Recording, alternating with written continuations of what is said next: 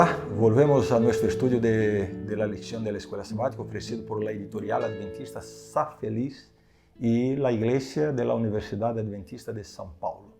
El título de la lección de esta semana es Viendo al Invisible.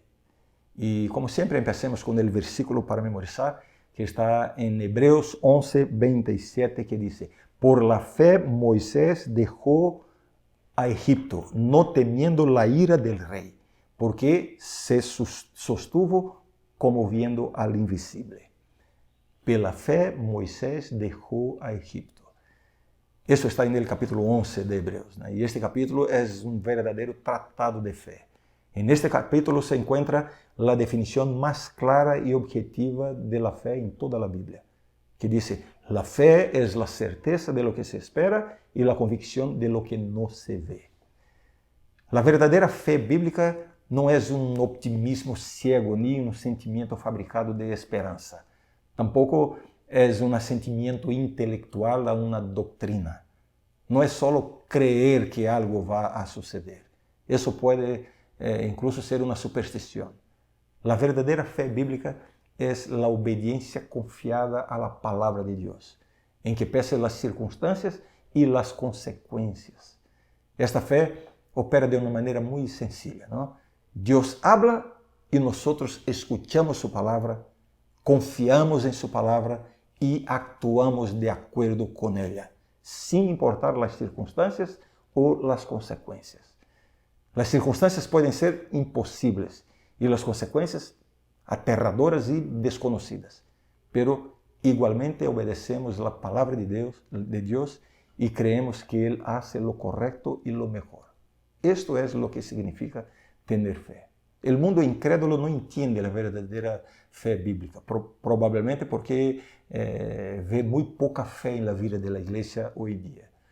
El editor cínico H.L. Mencken definió la fe como la creencia ilógica en la ocurrencia de lo imposible. El mundo no entiende que la fe es tan buena como su objeto, y el objeto de la fe, de nuestra fe, es Dios. La fe no es un sentimiento que fabricamos, como ya he dicho.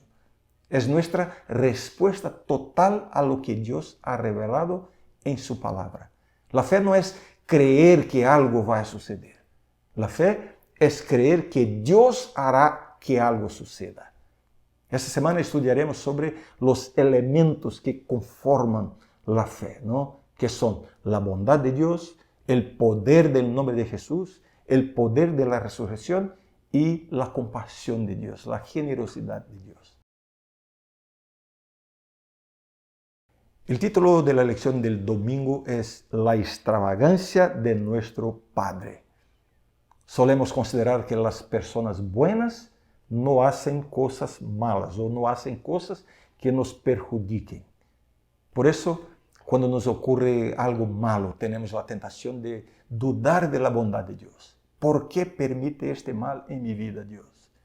Este razonamiento es el resultado de un malentendido de cómo actúa Dios en el mundo y en nuestras vidas. El mal y el sufrimiento no son obra de Dios. Y aquí en este mundo estaremos sujetos a estas cosas, seamos cristianos o no, seamos impíos o justos.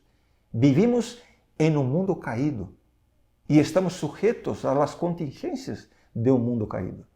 La solución de Dios a esta situación en que vivimos no consiste simplemente en librarnos de todos los males de la vida.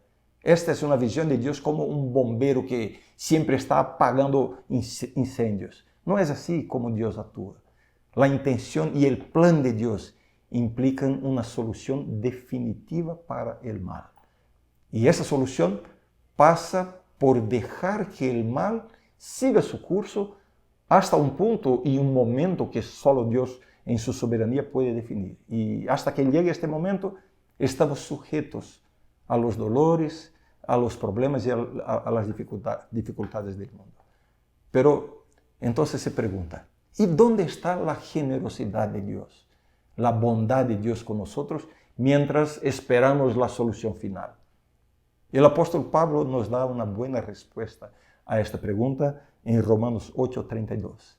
el que no escatimó ni a su propio Hijo, sino que lo entregó por todos nosotros, ¿cómo no nos dará también con Él todas las cosas?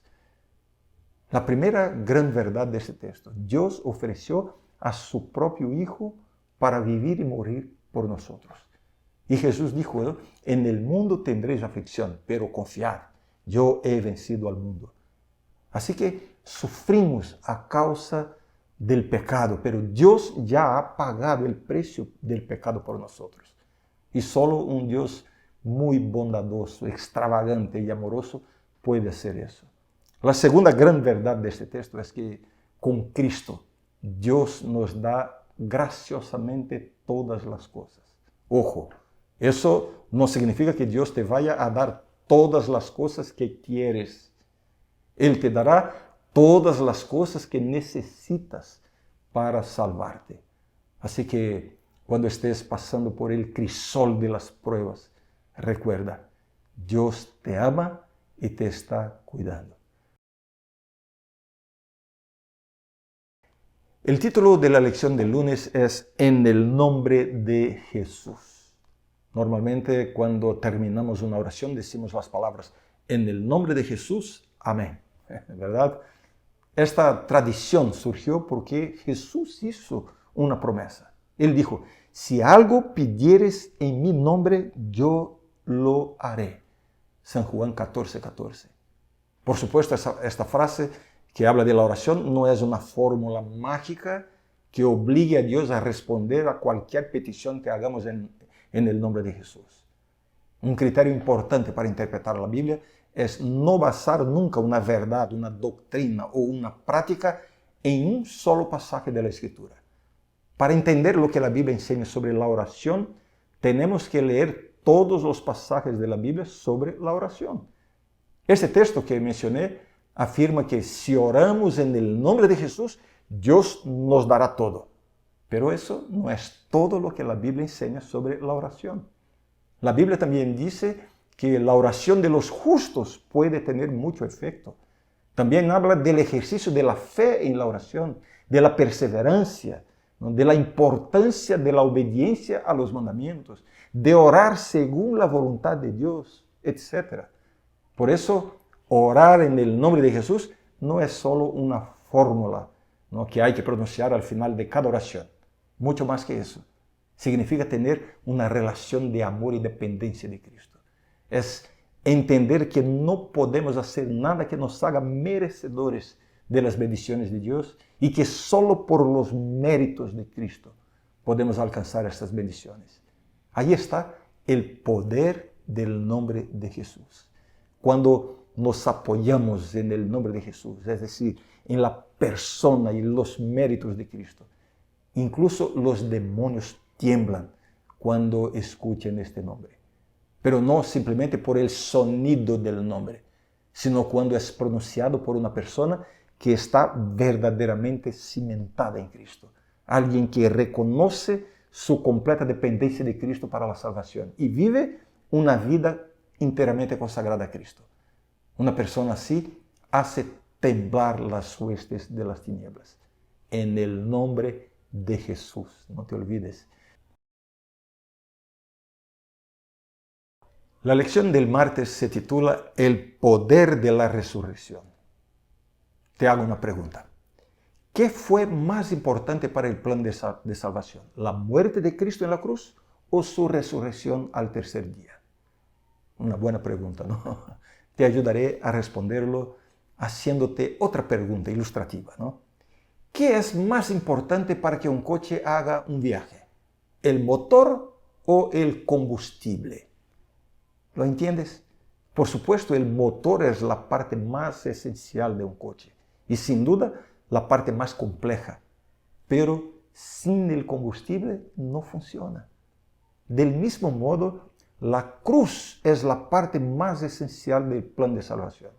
Allí se reivindicó a Dios, allí se pagó al pecado de toda la humanidad. Pero la cruz no habría tenido ninguna función salvadora si Jesús hubiera permanecido muerto. La resurrección es el sello de validación de la cruz. La resurrección es lo que da eficacia a la cruz. Por eso el apóstol Pablo escribió, si Cristo no ha resucitado, vana es nuestra predicación y vana es nuestra fe. La resurrección de Cristo es la garantía de la resurrección de los justos al final. Cristo ha resucitado y se ha sentado a la derecha del Padre. Esta es una posición de autoridad. Mira, la resurrección no dio a Jesús ningún poder o virtud que ya no tenía antes, pero fue la concesión legal de la autoridad para justificar al pecador a través de los méritos de su muerte en la cruz. Así que la promesa de la resurrección de los justos al final es lo que da sentido a nuestra esperanza. Mira bien, hay una diferencia entre la fe y la esperanza. No tenemos fe en la resurrección, tenemos la esperanza de la resurrección, porque la fe apunta al pasado, a la cruz.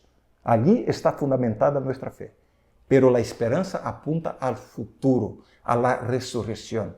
Allí está fundamentada nuestra esperanza. El título de la lección del miércoles es Echar toda nuestra ansiedad. No siempre es fácil confiar nuestras preocupaciones a Dios. A menudo queremos encontrar soluciones por nosotros mismos, ¿verdad? No siempre confiamos en que Dios hará algo en nuestro favor. Y la mayoría de las veces solo acudimos a Dios después de haberlo intentado todo por nuestra cuenta, ¿no? Y casi siempre estamos ya agotados y desesperados. Sería mucho mejor que nuestra búsqueda de Dios fuera el primer paso y no el último. Que fuera el primer recurso y no el último, después que todo haya fracasado. Hay un texto en la Biblia que me motiva mucho. 1 de Pedro, capítulo 5, versículo 7. Ya lo sé de memoria, ¿no? Echando toda vuestra ansiedad sobre Él, porque Él tiene cuidado de vosotros. Ese texto nos muestra que debemos entregar de una vez por todas nuestras preocupaciones, pasadas, presentes y futuras, al Señor. No debe ser una rendición parcial, ¿no? Manteniendo aquellas preocupaciones que creemos que podemos manejar por nuestra cuenta. Si nos guardamos las pequeñas preocupaciones, pronto ellas se convertirán en grandes problemas. Cada vez que surge una nueva carga, debemos recordar por la fe al Señor y a nosotros mismos que ya se la hemos entregado a Dios. Ahora entiende algo muy importante. El texto dice que debemos entregar toda nuestra ansiedad a Dios, no nuestra responsabilidad. Entregar un problema a Dios no significa cruzarse de brazos y esperar que Dios haga por nosotros lo que nosotros mismos deberíamos hacer. Tenemos que asumir nuestras responsabilidades y hacer todo lo que esté en nuestra mano, ¿vale? Pero con tranquilidad, ¿no? Con calma, sabiendo que Dios cuida de nosotros. Termino la lección de hoy confirmando esta verdad. Dios te está cuidando. Piensa en ello. El título de la lección del jueves es Continúa siendo fiel aun cuando no puedas ver a Dios. Es difícil confiar en alguien que no podemos ver. Por eso muchas veces es difícil creer que Dios cuida de nosotros, porque no lo vemos y muchas veces no percibimos con claridad su acción en nuestra vida.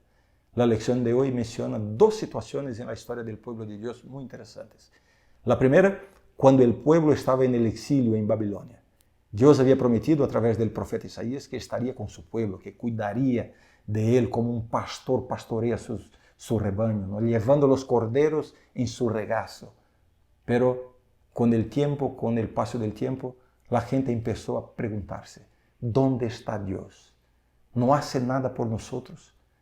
Pero entonces el profeta reafirma que Dios nunca abandona a su pueblo. Él fortalece a los cansados y multiplica las fuerzas de los débiles, fueron las palabras del profeta. La otra situación mencionada en la lección de hoy es la historia del libro de Esther. La historia habla de un complot maligno contra los judíos. Todos debían ser asesinados y sus posesiones serían saqueadas. Pero de una manera extraordinaria, a través de la acción de la reina Esther, se produjo un giro y el pueblo de Dios fue preservado.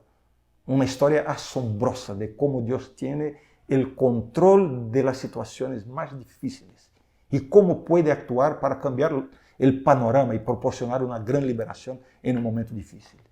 Ahora bien, lo más intrigante del libro de Esther es que, a pesar de señalar la poderosa acción de Dios, Dios no se menciona ni una sola vez en el texto.